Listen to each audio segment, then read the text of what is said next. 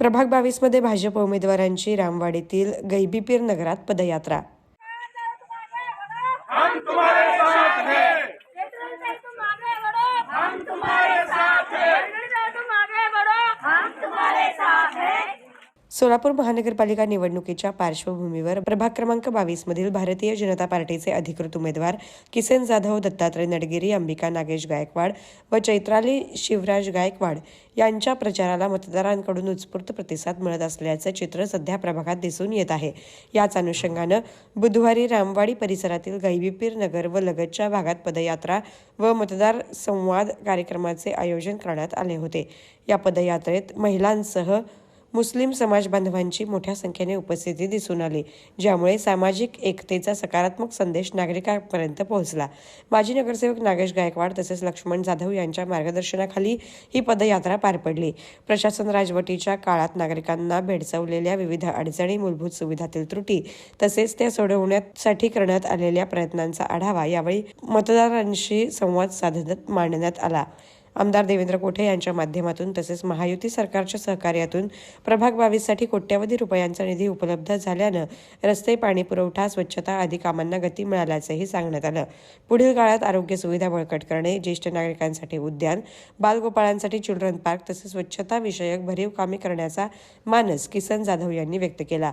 प्रभाग क्रमांक 22 येथे गैबीपीर नगर अंतर्गत मी आणि माझे सहकारी नगरसेवक नागेश अण्णांच्या सौभाग्यवती अंबिकाताई नागेश अण्णा गायकवाड, त्याच पद्धतीने युवा सहकारी शिवराज गायकवाड यांच्या सौभाग्यवती चैत्रालीताई गायकवाड, त्याच पद्धतीनं दत्तात्रय नडगिरी असे आम्ही चारही उमेदवार, भारतीय जनता पार्टीचे अधिकृत चारही उमेदवार गैबीपीर नगर असेल, सनद नगर असेल, मंजुनाथ नगर असेल या भागातून आम्ही आज होम टू होम प्रचार करत आहे। प्रचार करत असताना मतदारांचा भरभरून असा प्रतिसाद मिळत आहे। विशेष करून राज्याचे मुख्यमंत्री आदरणीय फडणवीस साहेब असतील, शहर मध्येचे आमदार देवेंद्रदादा कोठे असतील, यांच्या माध्यमातून जो महाराष्ट्राचा विकास आहे, सोलापूर शहराचा विकास आहे, विशेषतः माझ्या प्रभाग 22चा जो विकास आहे, आमदार देवेंद्रदादा कोठेंनी इथं कोट्यावधी रुपयाचा निधी माझ्या या भागासाठी देऊन या भागाचा विकासाचं विजन ते पूर्ण करीत आहेत। मी या ठिकाणी सर्व मतदारांना आपल्या माध्यमातून आवाहन करू इच्छितो की मी असेल, माझे सहकारी नगरसेवक नागेश अण्णा गायकवाड असतील, मागच्या कालखंडात केलेला आमचा कामकाजाचा आपण लेखाजोखा पाहिलेला आहे।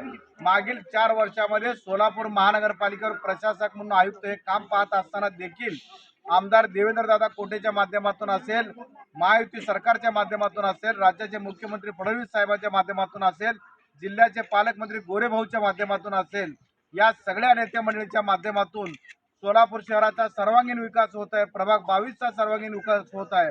तरी देखील मी तमाम मतदारांना कळकळीची विनंती करू इच्छितो की बाबा आपण येत्या 15 तारखेला सकाळी 7:30 ते 5:30 या वेळेमध्ये आमचे चारही उमेदवार, त्यांचं चिन्ह कमळ आहे, कमळाच्या चिन्हावर आपण बटन दाबून आम्हाला पुन्हा एकदा काम करण्याची संधी द्यावं हे कळकळीचे आवाहन करतो। लाडक्या बहिणी योजनेअंतर्गत महिलांना भविष्यात अधिक लाभ मिळावा यासाठी शासन दरबारी प्राधान्यानं पाठपुरावा केला जाईल, असंही त्यांनी नमूद केलं।